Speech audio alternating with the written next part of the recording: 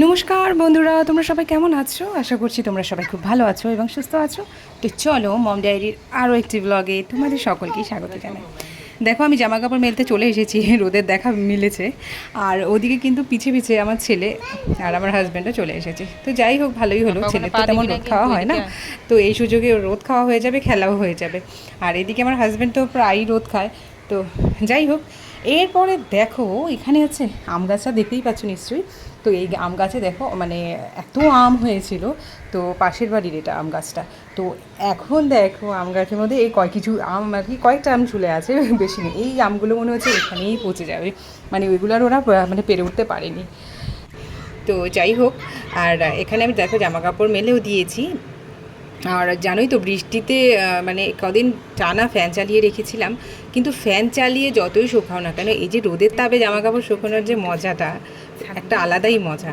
হ্যাঁ, আর ফ্যানে শুকালে তোমার ওই একটা কেমন একটা উদ্ভট একটা গন্ধ থাকবেই, যেটা আমার একেবারেই ভালো লাগে না। তো তারপর আর কি স্নান টান সেরে এবার আমি এই কাঁথাটা পরে আমি নিজেই ধুয়ে দিয়েছি, কারণ মাসির কাজ করা হয়ে গিয়েছিল, আমার খেয়াল ছিল না যে কাঁথাটা ধুতে হবে। আবার আমি এটা নিজে থেকে ধুয়ে মেলে দিয়ে চলে গেছি। আবার স্নানের পরে এসে এটাকে জাস্ট উল্টে পাল্টে দিতে এসেছি। জামা কাপড় যেগুলো শুকিয়েছে ওগুলো ভাঁজ করে নিচে নিয়ে যাবার পালা, আর যেগুলো শুকায়নি ওগুলোকে উল্টে পাল্টে দিয়ে যাচ্ছি। এখন দিয়ে যাচ্ছি, মানে এখন আমি ছেলেকে কিন্তু ঘুম পাড়িয়ে ওকে খাইয়ে ঘুম পাড়িয়ে আমি খেয়ে দিয়ে তারপরে এসেছি ছাদে। আর এরপর যখন ওর ঘুম ভাঙবে 5টা 5:30 নাগাদ, আমি কিন্তু ওকে নিয়ে ছাদে চলে আসবো, একটু ওর সময়টাও কাটবে আর আমার জামা কাপড়গুলো গোছানো হবে। যদিও ও থাকলে আমার জামা কাপড় তেমনভাবে খুব ভালোভাবে গোছানো হয় না, কিন্তু ওই আর কি, তো চেষ্টা করি আর কি ওকে নিয়ে কাজগুলো করার, কারণ এটা হ্যাবিট না করলে তো হবে না। একা একা তো করাই যায় কাজ, কিন্তু ওই বাচ্চাকে নিয়ে কাজ করা যে কতটা টাফ। আর কি বলবো, সবাই যাদের বাচ্চা আছে তাদের তো নতুন করে বলার কিছু নেই। এবারে দেখো আমি কিন্তু ছাদ থেকে চলে আসি, আমি কিন্তু মানে প্রচুর স্পিডে মানে যাতায়াত করি, জানি না, মানে প্রচুর রিস্ক নিয়ে যাতায়াত করি, কারণ ছেলেকে ঘুম পাড়িয়ে রেখে আমায় যেতে হয়। আর বারবার ওকে নিয়ে উপরে যাওয়া সম্ভব না, একেবারে টপ ফ্লোরে। তো আমরা তো ফার্স্ট ফ্লোরে থাকি, তো চাপ হয়ে যায়। এবার ওকে হাঁটিয়ে ওঠানো মানে ওর কষ্ট বেশি, নামার সময় ঠিক আছে, কিন্তু হেঁটে ওঠানো ওকে চাপ হয়ে যায়। তো এই দেখো চলে এসেছি, রোদও প্রায় কি বলবো, এটা গোধূলি টাইম। হ্যাঁ, মানে তখন এই 5:30 5:45 বেজে গেছে। ও উঠেছে যখন প্রায় 5:15 নাগাদ, তারপর ওর ঠিকঠাক করে ঘুম ভাঙালাম, তারপর একটু এনার্জিটা পেলো, তারপর এই যে আমি কিন্তু ওকে ছাদে নিয়ে চলে এসেছি। এবার ছাদে আনতেই ওর শুরু হয়ে গেছে। এই তো সিঁড়িটা দিয়ে উঠে ওই যে ওখানে গিয়ে বসবে, বসে থাকবে না, ওখানেই মানে জাম্প করবে, এই হলো ওর খেলা। তো ওখানে দাঁড়ালে কি হয়, দাঁড়ালে তো অসুবিধে নেই, কিন্তু প্রচুর মানে কি বলবো, মশা মশা, মানে কি ওর গালে মুখে কাঁধে ঘাড়ে হাতে কোথাও বাদ নেই যে ওকে কামড়ায় না। আর ওর তো ভীষণ মানে ওর কী প্রবলেম একটা জানো তো, মশা কামড়ালেই ওর পুরো কী বলবো অ্যালার্জিক রিয়াকশন হয়ে যায়। সাথে সাথে ওই ওই চুলকোনোটা ওর টানা 1 মাস চলে। আর ওখানে তোমার মানে যেই জায়গাটায় মানে মশা কামড় দেয় সেখানটায় কিন্তু পুরো ওর দাগ হয়ে থাকে। আর এটা ডক্টরও দেখিয়েছিলাম, বলেছিল যে ওর এটা অ্যালার্জিক রিয়াকশন, এখানে ছেলেকে বসিয়ে দিয়েছি, সমস্যা কিছু করার নেই। হ্যাঁ বাবা, জামা ওটা আস্তে আস্তে ঠিক হয়ে যায়। আমি এখন তো যাই হোক, এরপরে তো দেখো জামা কাপড় নিয়ে বসেছি, দেখালাম তোমাদের কত জামা কাপড়। তো তোমাদের সাথে গল্প করতে কি করব বলো, এই যে এত জামা কাপড়, এগুলো তো গোছাতে হবে, দুদিন ধরে গোছানো হচ্ছে না। ফ্যানের হাওয়াতে মোটামুটি শুকিয়েছে কিছু জিনিস, আর আজকে বেশ রোদ উঠে গেছে, সব জামা কাপড় মোটামুটি ছাদে দিয়ে দিয়েছি, একদম পাপড়ের মতো মুচমুচে হয়ে গেছে। আর তো আজকে 2-4টে জিনিস ধুতেও দিয়েছি একটু বেশি করে, তো সেগুলোও ধোয়া হয়ে গেছে আর শুকিয়েও গেছে। মানে দুপুরে ধুয়েছি, ওটা বিকেলের মধ্যে শুকিয়ে গেছে, তাহলে চিন্তা করো, মানে রোদের তাপটা তাহলে বুঝতেই পারছে, তাই না বাবা? হ্যাঁ। তো আর এখানে আমার ছেলে বসে খেলা করছে, আর আমি কি কথা বলছি ও তাকে দেখছে, ভাববে মাঝে মাঝে ভাবে আমার ছেলে যে মামি কার সাথে কথা বলে, তো তাকিয়ে দেখে। তো এই তো আর কি, তোমাদের ওখানে মানে তোমরা কে কোথায় থাকো, আর কোথায় কোথায় বৃষ্টি হচ্ছে, আর কোথায় কোথায় রোদ মানে আছে এখন, একটু আমায় জানাবে প্লিজ।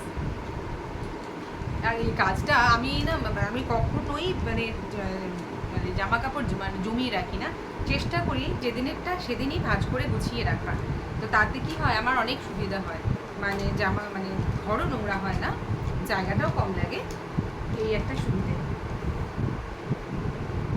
সারাদিনে মোটামুটি ব্লগটা মানে করবো মাঝে মাঝে অনেকটা, যখন ভাবি আজ এখন হয়তো এই ভিডিওটা করবো বা এটা করলে বেশ ভালো হবে বা তোমাদের ভালো লাগবে, যে অনেক সময় সেই মোমেন্টটা করে উঠতে পারি না। আমার ছেলে মানে ভীষণ বিরক্ত হয় স্বাভাবিকভাবেও, বাচ্চা আর যেহেতু আমি আর ওই থাকি তো সারাদিন বাড়িতে, এবার ওর কিন্তু একটু বিরক্ত হয়ে যায়, মানে যতটা পারি ওকে মানে সময় দেওয়ার চেষ্টা করি ওকেও, আবার ব্লগটা যেহেতু শুরু করেছি সেটাও না করলেই নয়। বাবা তুমি কি খেলা করছো? কি দিয়ে খেলা করছো? ও গাড়ি দিয়ে, গাড়ি দিয়ে খেলা করছো, ঠিক আছে।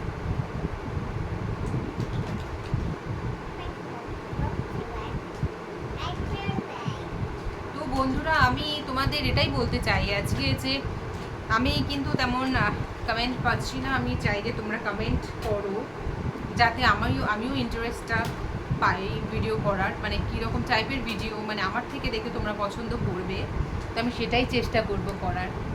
তো প্লিজ তোমরা কমেন্ট করো, তোমরা কমেন্ট করলে আমি বুঝতে পারবো অ্যাটলিস্ট আমি কোন ধরনের আমার ভিডিও তোমাদের পছন্দ, সেটাই আমি করার চেষ্টা করব ফিউচারে।